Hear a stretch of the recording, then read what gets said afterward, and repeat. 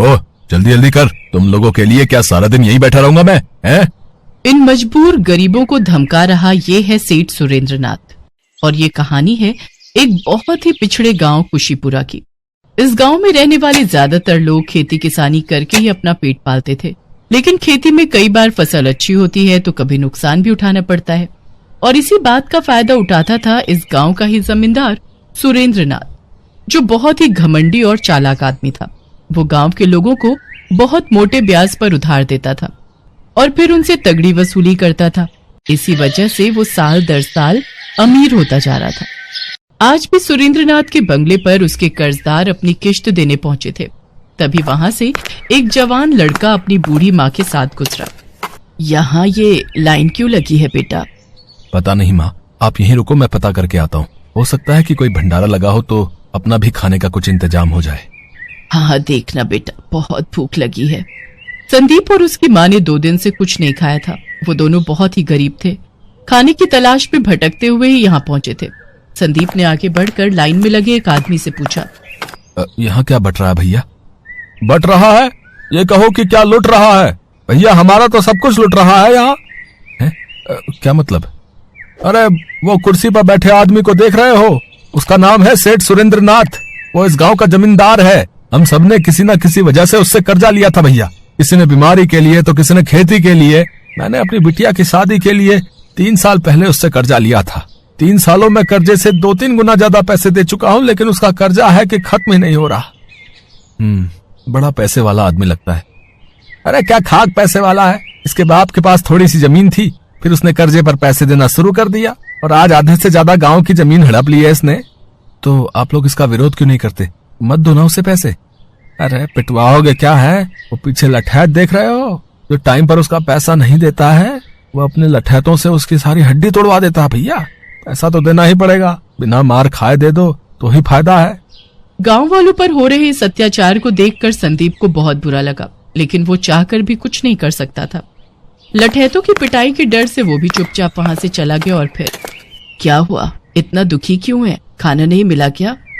नहीं माँ, खाना तो नहीं मिला, लेकिन मैं किसी और बात से दुखी हूँ। माँ, यहाँ के लोगों की हालत तो हमसे भी ज्यादा खराब है। माना कि हमारे पास कुछ नहीं है, लेकिन हम कभी कर्जे में तो नहीं दबे।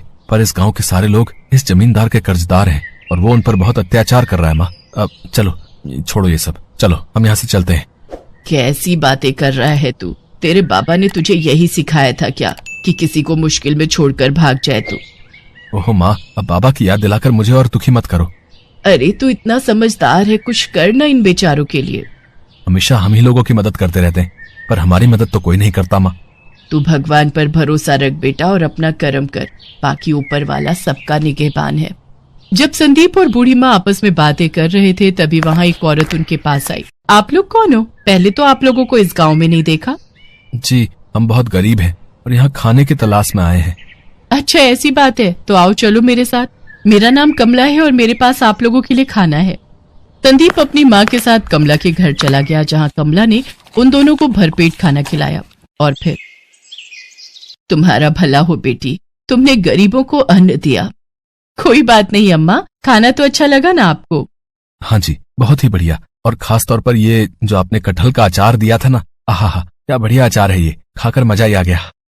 संदीप की बात सुनकर कमला की आंखों में आंसू आ गए। दरअसल उसके पति को भी कटहल का अचार बहुत पसंद था, लेकिन सेठ सुरेंद्रनाथ का कर्जा चुकाने के लिए वो दिन रात मेहनत करता था और एक दिन खेत में काम करते करते ही वो मर गया। कमला उसका कर्जा नहीं चुका पाई, तो उसे मजबूरी में अपना खेत सुरेंद्रनाथ के नाम करना पड़ा। कमला की कहानी सुनकर संदीप को बहुत गुस्सा आया और उसने ठान लिया कि अब वो सुरेंद्रनाथ को सबक सिखाकर ही रहेगा। उस रात संदीप और उसकी माँ कमला के घर पर ही सोए, लेकिन संदीप की आंखों में नींद नहीं थी। वो गहरी सोच में डूबा हुआ था। और फिर, ठीक है बेटा सुरेंद्रनाथ, तूने भोले भाले गांव वालों को ठगाया ना, तो अब देख मैं तेरे साथ क्या करता हूँ, देख तू। ठीक आधी रात को संदीप उठा और सुरेंद्रनाथ के बंगले की तरफ चल दिया। संदीप ने अपना मुंह ढका हुआ था। वो छिपते छिपाते बंगले के अंदर पहुंच गया। उसने देखा कि वहां पर एक बक्सा रखा हुआ था, जिसके पास ही एक मोटा तगड़ा लठैत सो रहा था। लगता है कि इस बक्से में वही पैसा है जो आज गांव वालों से लिया गया है। कुछ सोच संदीप, कुछ सोच। कुछ देर सोचकर संदीप ने बंगले के बाहर खड़ी गाड़ी पर एक पत्थर दे मारा पत्थर की आवाज सुनकर लठैत की नींद टूट गई और वो फौरन गाड़ी की तरफ भागा। तभी मौका पाकर संदीप को बक्सा लेकर वहां से चंपत हो गया। संदीप ने जैसा सोचा था वाकई उस बक्से में बहुत सारे पैसे थे, जिन्हें बाहर निकालकर संदीप ने खाली बक्सा तालाब में फेंक दिया। इसके बाद अगले दिन वो शहर चला गया, जहां से उसने शानदार कपड़े, 2 सोने के सिक्के और एक घोड़ा खरीदा, साथ ही एक मिट्टी का बर्तन भी, जिसे उसने कमला के बनाए कटहल के अचार से पूरी तरह भर दिया। मटके का मुंह उसने लाल रंग के मखमली कपड़े से बांध दिया। संदीप के मन में पूरी योजना तैयार थी। वो शहर के खरीदे हुए कपड़ों को पहनकर अपने घोड़े पर सवार होकर वापस तालाब के किनारे पहुंचा, जहां सुरेंद्रनाथ अपने 2 लठैतों के साथ अपना बक्सा ढूंढ रहा था। तभी संदीप ने सुरेंद्रनाथ को आवाज लगाई, ए, जरा इधर आओ। अबे ये कौन है बे? देखने में तो कोई नौटंकी वाला लगता है। सुनता नहीं है क्या? जादूगर विश्व प्रताप को प्रणाम कर। अच्छा, तो आप जादूगर हैं? और नहीं तो क्या। अच्छा सुनो, हम हिमालय से मीलों का सफर तय करके अपने राज्य जा रहे हैं। बहुत थक गए हैं, हम स्नान करना चाहते हैं। ये तालाब हमें बहुत ही साफ और अच्छा लग रहा है। तुम एक काम करो, हमारे इस घोड़े को पकड़ो और इसका ख्याल रखना, ठीक है? हम बस कुछ ही क्षणों में स्नान करके आते हैं। और हाँ, ये लो। संदीप ने अपनी जेब से 2 सोने के सिक्के निकाले और सुरेंद्रनाथ की तरफ फेंक दिए। सोने के सिक्के देखकर सुरेंद्रनाथ की आंखें फटी की फटी रह गई। अब उसे यकीन हो गया था कि ये कोई छोटा मोटा आदमी नहीं है। जब संदीप तालाब से नहाकर लौटा, हम खुश हुए। लाओ, हमारा मटका हमें दे दो। जी, ये लीजिए। वैसे इस मटके में ऐसा क्या है जो सिर्फ इसका ध्यान रखने के लिए आपने मुझे सोने के सिक्के दे दिए? क्यों, और सिक्के चाहिए क्या? नहीं, मैं तो बस ऐसे ही पूछ रहा था। इसमें कटहल का जादुई अचार है। इसमें जिस कटहल का इस्तेमाल किया गया है वो सिर्फ हिमालय में एक खास जगह पर उगता है। मैंने अपनी तांत्रिक क्रियाओं से इस जादुई अचार को बनाया है। उस अद्भुत कटहल के इस जादुई अचार में इतनी ताकत है कि इसे खाकर कोई भी इंसान जो चाहे हासिल कर सकता है। अरे नहीं, सच में ऐसा है क्या? तुझे मेरी बात पर विश्वास नहीं? पहले मुझे भी नहीं हुआ था, लेकिन जब से मैंने ये कटहल का अचार चखा है मुझे सब मिल गया। पहले मैं बहुत गरीब था और अब मुझे किसी चीज की कमी नहीं। तुम्हें इसकी शक्ति देखनी है क्या? हाँ, देखनी है, बिल्कुल देखनी है। संदीप ने मटके में से थोड़ा सा अचार निकालकर खाया और फिर सुरेंद्रनाथ के माथे पर हाथ रखकर बोला, तो तुम्हें एक बक्से की तलाश है। वो वहां पर है, वो तालाब के उस तरफ। तुम गलत जगह ढूंढ रहे हो उसे। संदीप की बात सुनकर सुरेंद्रनाथ हैरान रह गया। उसने फौरन अपने एक लठैत को इशारा किया और उसने तालाब में छलांग लगा दी। थोड़ी देर में वो लठैत बक्सा लेकर बाहर आ गया। ये देखकर तो सुरेंद्रनाथ ने संदीप के पैर ही पकड़ लिए। चमत्कार! देखिए, मुझे ये अचार चाहिए, किसी भी कीमत पर चाहिए। अरे जाने दो, इस जादुई अचार की कीमत लगा सको इतनी तुम्हारी औकात नहीं, समझे? नहीं, ऐसा मत कहिए। मैं अपनी सारी दौलत आपको दे दूंगा। इस गांव की आधे से ज्यादा जमीन मेरी है और बहुत सारी दौलत भी है। आप सब ले लीजिए, पर ये कटहल का जादुई अचार ये मुझे दे दीजिए। मुझे ये पूरा मटका चाहिए। बस इसी का तो इंतजार था संदीप को। उसने सुरेंद्रनाथ की बात मान ली और कटहल के अचार से भरे उस मटके के बदले में उसने सुरेंद्रनाथ की सारी दौलत और जमीन उससे ले ली। उसने अचार से भरा मटका सुरेंद्रनाथ को देते हुए कहा, तुम अभी इस अचार का इस्तेमाल नहीं कर पाओगे। शिवरात्रि वाले दिन भगवान शिव की पूजा करके इस मटके को अपने सिर से लगाना और फिर तुम जो चाहोगे वो तुम मांग सकते हो। जी, आपका बहुत बहुत शुक्रिया। संदीप अपनी चाल चल चुका था और उसमें कामयाब भी हो चुका था, लेकिन इस सब के बाद भी उसके मन में लालच नहीं आया। उसने गांव वालों को उनकी जमीनों के कागज लौटा दिए और कुछ पैसा कमला को देकर अपनी माँ को अपने घोड़े पर बिठाकर वहां से जाने लगा। अरे, तेरे पास ये घोड़ा कहाँ से आया और तूने कमला को इतने सारे पैसे कहाँ से दिए? संदीप की माँ सवाल पूछ रही थी, लेकिन संदीप बस मुस्कुराते हुए घोड़ा दौड़ा रहा था। उधर गांव वाले फिर से आबाद हो गए थे और सुरेंद्रनाथ कटहल के अचार से भरा मटका लिए बस शिवरात्रि का इंतजार कर रहा था, इस बात से अनजान कि उसे सिर्फ अचार के बढ़िया स्वाद के अलावा और कुछ नहीं मिलने वाला था।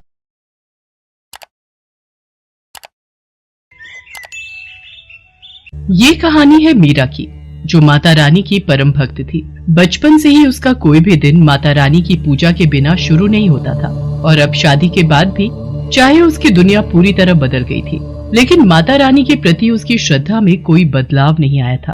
जय अम्बे गौरी मैया, जय श्यामा गौरी, तुमको निस दिन गावत, मैया जी को निस दिन ध्यावत, शिव ब्रह्मा ओम जय अम्बे गौरी। मीरा, ओ मीरा, मुझे खेत जाना है, जल्दी से कुछ खाने को दे दो।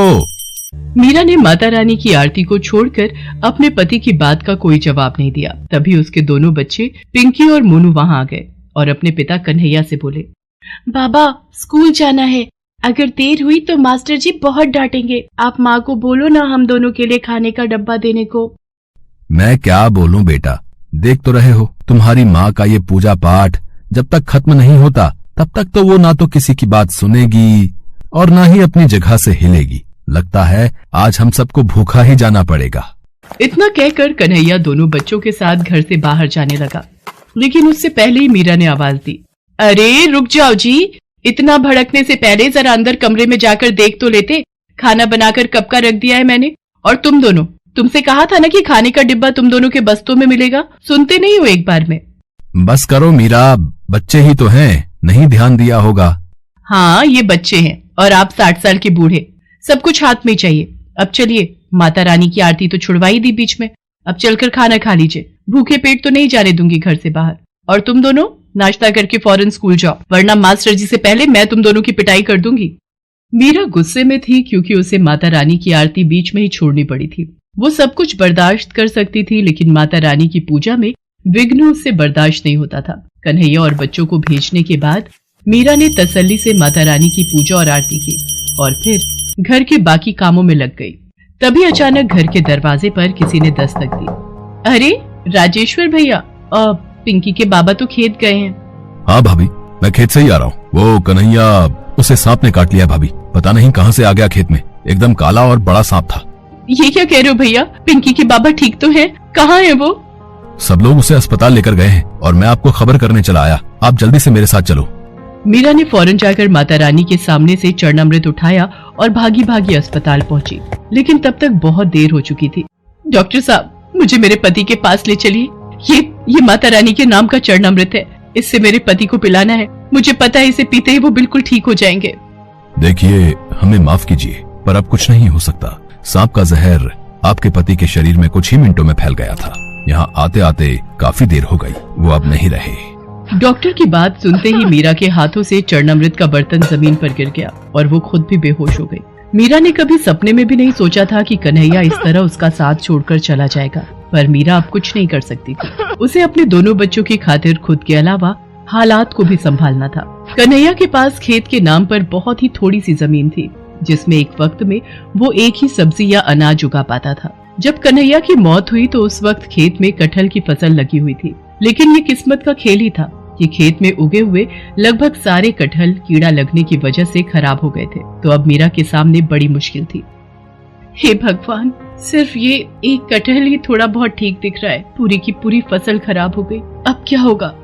मीरा उदास मन से उस कटहल को लेकर घर पहुंची। उसके मन में यही उधेड़-बुन थी कि वो अब खेत में क्या बोएगी और बीज खरीदने के लिए उसके पास पैसे कहां से आएंगे। इसी बीच उसकी नजर अपने पूजा घर पर पड़ी, जहां माता रानी के सामने भोग का बर्तन बिल्कुल खाली था।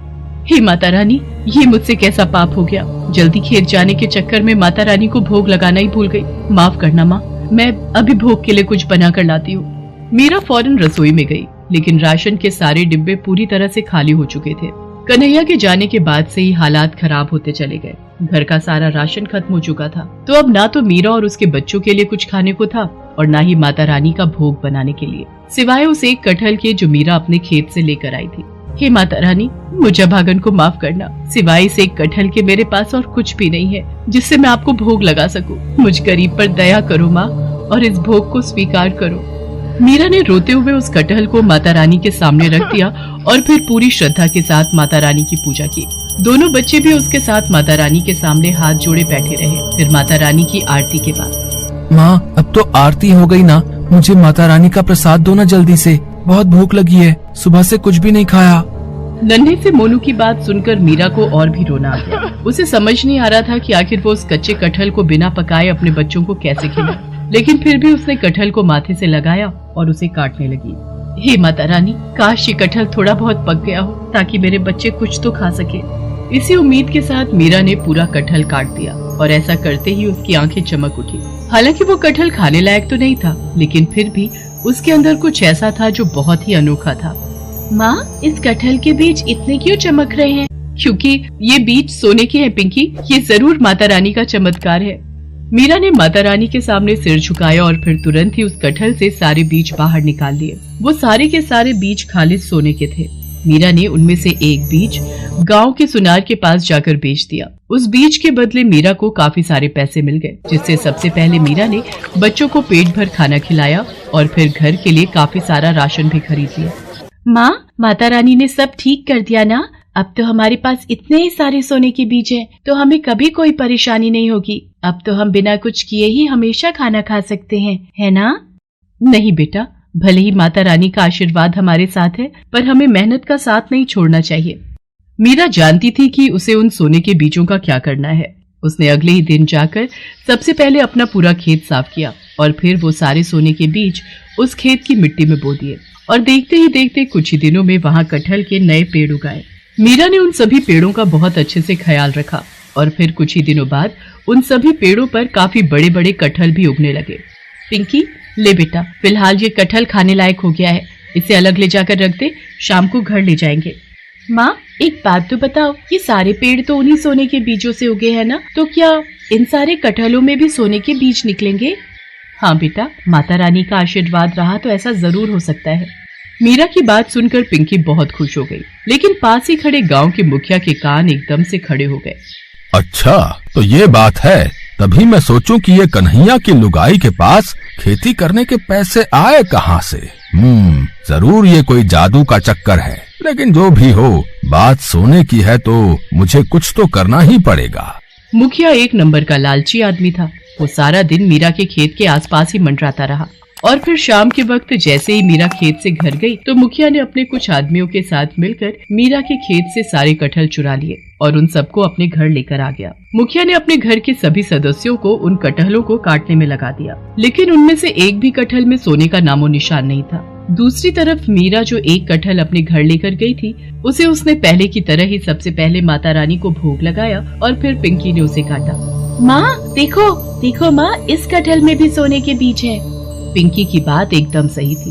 एक ही खेत से निकले कटहलों में आया ये अंतर कुछ और नहीं बल्कि इंसान की अलग अलग फितरत का नतीजा था। मुखिया लालची था, उसे किसी तरह बस सोना चाहिए था, इसीलिए उसे कुछ नहीं मिला। जबकि मीरा मेहनती होने के साथ साथ माता रानी की भक्त भी थी, जिसका फल उसे ऐसे ही कटहलों के रूप में आगे भी मिलता रहा।